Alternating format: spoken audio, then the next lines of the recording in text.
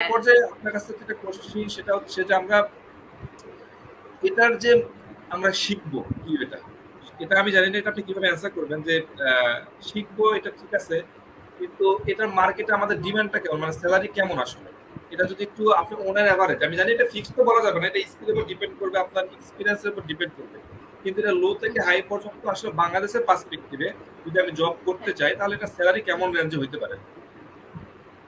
আচ্ছা, এটা আসলে আমি যে আপনাকে বললাম যে ২ বছর আগে পর্যন্ত কিন্তু বাংলাদেশে এসকিউএ মানুষ জানতো না, বা যারা জানতো ব্যাপারটাকে এত বেশি ভ্যালু দিত না, যে হ্যাঁ এসকিউএ করতেছে বা টেস্টার, আহামরি কি, ডেভেলপমেন্টের উপরে কোনো কাজই নাই, ব্যাপারটা এরকম ছিল। কিন্তু কারেন্টলি যেটা হচ্ছে যে আমি যেহেতু এসকিউএ রিলেটেড ব্যাপারগুলো অনেক বেশি রিসার্চ করছি কোম্পানি নিয়ে, তো আমার কাছে আসলে সুইচ করার এটাও একটা one of the vital reason, কারণ salary is the main fact. আমরা সবাই কাজ করতেছি স্যালারির জন্য ডেফিনেটলি। তো আমার রিসার্চ করার পরে আমি যেটা মনে হয়েছে যে কারেন্টলি আসলে এসকিউ এর মার্কেটে ভালো, মানে স্যালারি অনেক ভালো, রেঞ্জটা অনেক ভালো। কারণ আহ, যেভাবে হচ্ছে একজন ডেভেলপার ক্যারিয়ার শুরু করে যে রেঞ্জে স্যালারি দিয়ে, একটা এসকিউ কিন্তু সেম রেঞ্জের মানে স্যালারি দিয়েই, ফ্রেশার যে এসকিউ হয় সে কিন্তু সেম রেঞ্জের রাইট, স্যালারি দিয়েই শুরু করে রাইট। কাজ। অ্যান্ড এখানে আমি আরেকটা প্লাস পয়েন্ট আমি অ্যাড করতে চাই, সেটা হচ্ছে যে একটা ডেভেলপারে কিন্তু ২ বছর ৩ বছর শুধুমাত্র এক্সপিরিয়েন্স হইলেই হয় না, সময়ের একটা এক্সপিরিয়েন্স হইলে হয় না, at the same time you have to grow your skill. আপনাকে রাইট। কিন্তু আপনার ডেভেলপমেন্ট, মানে আপনি যে আপনার স্কিল গ্রো করছেন জিনিসটা কিন্তু শো করাইতে হয়। অ্যান্ড ৩ বছর পরে আপনাকে কিন্তু দেখাতে হয় যে okay fine, now you are capable, আপনি মিড রেঞ্জে যাওয়ার জন্য বা সিনিয়র রেঞ্জে যাওয়ার জন্য আপনি ক্যাপাবল। তো আপনি যদি ওই ক্যাপাবিলিটি না অর্জন করতে পারেন তাহলে কিন্তু আপনার স্যালারিটা কিন্তু স্টাক হয়ে যায়। বাট এসকিউ এর ক্ষেত্রে আমার কাছে মনে হয় যে অত বেশি আপনাকে আসলে, মানে জিনিসটা নিয়ে অত বেশি আপনাকে ভাবার প্রয়োজন নাই। আপনি খুব কম কষ্ট করেও, খুব খুব কম আপনি, ডেফিনেটলি এখানেও আপনার কাজ আছে, আপনাকে পড়াশোনা করতে হবে, আপনাকে জিনিসগুলো নিয়ে ঘাটাঘাটি করতে হবে, নতুন জিনিস শিখতে হবে।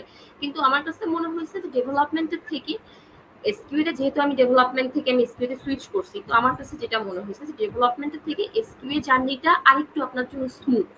আপনি আপনার ক্যারিয়ারটা আরেকটু স্মুথ ওয়েতে আপনি আগাতে পারবেন। অ্যান্ড আপনার এসকিউ ক্যারিয়ারে আপনার ১-২ বছর পরে আপনার স্যালারি বাংলাদেশে এখন খুব ভালো স্যালারি দিচ্ছে, যেটা কিনা একটা, মানে একটা পার্সন হিসেবে আমার কাছে মনে হয় যে বাংলাদেশের পার্সপেক্টিভে মানে খুব একটা তফাৎ না, যে যারা সফটওয়্যার ইঞ্জিনিয়ার আছে তাদের থেকে যে এসকিউ এর স্যালারি যে অনেক বেশি লো বা বিলো এরকম কোনো কিছু না। তো আমার কাছে মনে হয় যে এসকিউ এ এখন কারেন্টলি মানে ক্যারিয়ার হিসেবে বেছে নেওয়ার জন্য খুবই ভালো একটা ব্যাপার, যারা আসলে ডেভেলপমেন্টের দিকে যেতে চান না। কারণ আমরা কিন্তু আরেকটা জিনিস আমরা দেখেছি যে যারা গ্রাজুয়েশন কমপ্লিট করে বাংলাদেশে, গ্রাজুয়েশন কমপ্লিট করার পরে মিসগাইডেড হয়, মিসগাইডেড হয়ে একটা মার্কেটিং এর অফার পেয়ে যাচ্ছে, একটা সিএসসি গ্রাজুয়েট সে কিন্তু মার্কেটিং এ জয়েন করছে, তাকে বলে হ্যাঁ এখন যে জব পাচ্ছ শুরু করো। কিন্তু ব্যাপারটা এরকম না। আমি ৪টা বছর যেটার পিছনে আমি পরিশ্রম করছি, আমি যেটার পিছনে আমার এত মানে টাইম ইনভেস্ট করছি, আমি মার্কেটিং ইজ গুড জব, কিন্তু একজন সিএসসি স্টুডেন্ট কেন সে মার্কেটিং করবে বা কেন সে যাবে? তো আমার কাছে মনে হয় মিস গাইডেন্স এর অভাব, বা অনেকে ৪ বছর পরে সে মনে করে যে সে ডেভেলপমেন্ট এত ভালো করতে পারবে না, তো তারা ডিফারেন্ট সেক্টরে সুইচ করে যায়। তো আমি বলবো যে এসকিউ ব্যাপারটা নিয়ে তাদের ভাবনা চিন্তা করা উচিত, এসকিউ হিসেবে ক্যারিয়ার শুরু করলে তারা মানে ভালো করতে পারবে, সেটা রাইট, হচ্ছে। না এটা খুব ভালো একটা কথা বলছেন যে আমি গ্রাজুয়েশন কমপ্লিট করছি, আমি একটা হচ্ছে স্কিলে ঢুকলাম, কিছুদিন জব করার পর মনে হলো যে এই স্কিলটা ভালো না, আমি আবার একটা সুইচ করলাম, তো এই যে সুইচ হ্যাঁ, করলাম মাঝখানে আমার এই এক্সপিরিয়েন্সটা খুব বেশি কাজে লাগলো। তো না আমি এটা যদি আপনার ক্যারিয়ার জন্য খুবই বাজে।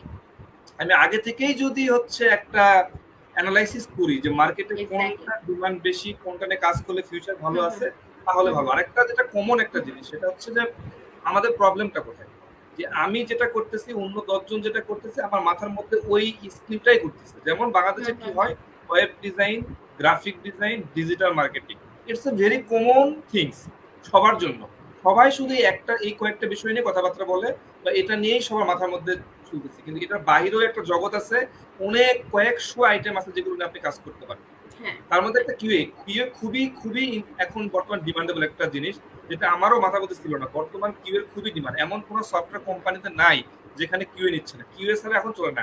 শুধু কিউএ না, আমি আপনার স্যালারি প্রসঙ্গে একটা এক্সাম্পল দিয়েই দেই। বাহিরের দেশে কিছু কোম্পানি যারা বাংলাদেশ থেকে কিউএ হায়ার করতেছে, হ্যাঁ আমার কাছে ছিল ছিল আর কি, রিকোয়ারমেন্ট ছিল যে তারা ম্যানুয়াল টেস্টিং করতে পারলেও হবে, বাট একটু ইংলিশে ফ্লুয়েন্ট থাকতে হবে, বিকজ অফ কমিউনিকেশন করতে হবে। স্যালারি ছিল $1200। আপনি হিসাব করে দেখেন, $1200 আপনি বাসা থেকে রিমোটলি কাজ করতে পারবেন, কিউএতে কাজ করে। খুব বেশি আমার এক্সপিরিয়েন্স নেই, 1 থেকে 1.5 বছর এক্সপিরিয়েন্স হলে হবে। আপনি কথাবার্তা ইংলিশে একটু কমিউনিকেশন করতে পারলেই হবে। আপনি এর থেকে কি বেশি চাচ্ছেন? ইভেন আমাদের দেখতে হবে মার্কেটে আসলে কোনটা কম্পিটিটর বেশি। Web design, graphic design, digital মার্কেটে কম্পিটিটর অনেক, সবাই এখানে কাজ করে, এসব ছেলেপেলের অভাব নাই। কিন্তু এসকিউ কয়জন আছে? এসকিউ এর খুবই নতুন একটা ট্রেন্ডিং একটা জিনিস, যেটা নিয়ে আপনারা চাইলেই সেখানে শিখতে পারেন। তো আর আমরা আরেকটা জিনিস জি, না আরেকটা জিনিস আমি অ্যাড করতে যাচ্ছি ভাইয়া, সেটা হচ্ছে এই যে ফ্রেশ গ্রাজুয়েট হয়ে ডিফারেন্ট একটা সেক্টরে ঢুকে যাওয়া অ্যান্ড ডিফারেন্ট একটা সেক্টরে গিয়ে 1 বছর চাকরি করা বা 6 মাস চাকরি করা, এই 6 মাস বা 1 বছর কিন্তু আপনি টাইমটা কিন্তু ইনভেস্ট করতেছেন একটা ডিফারেন্ট সেক্টরে, অ্যান্ড তারপরে আপনি রিয়েলাইজ করতেছেন যে ওকে ফাইন, আমি 4 বছর একটা সেক্টরে আমি পড়াশোনা করছি, আমি কেন ডিফারেন্ট একটা সেক্টরে কাজ করছি, তখন কিন্তু আপনার রিয়েলাইজেশনটা আসতেছে। কিন্তু বাংলাদেশে আরেকটা জিনিস হয় যে আপনার কিন্তু ওই যে পিছনের যে 2 বছরের এক্সপিরিয়েন্স, আপনি যদি অন্য ডিপার্টমেন্টে যান তখন কিন্তু সেই ডিপার্টমেন্টের জন্য আপনি ফ্রেশার, আপনাকে কিন্তু Right. ওই লাস্ট 2টা বছরের জন্য কিন্তু আপনাকে ওই রকম ভাবে পজিশন তারা দিবে না আপনাকে, কিন্তু সেটা আপনার যত বয়সী হোক না কেন, আপনার যত এক্সপিরিয়েন্সই থাক না কেন, আপনি ডিফারেন্ট একটা সেক্টরে যাচ্ছেন, তার মানে আপনাকে ফ্রেশার হিসেবেই জয়েন করতে হবে। এটা বাংলাদেশের জন্য আমি বলবো একটা মানে এই জিনিসটা আরেকটু আসলে রিজলভ হওয়া উচিত। তো Right. এটা আমার কাছে ফিল হয়েছে।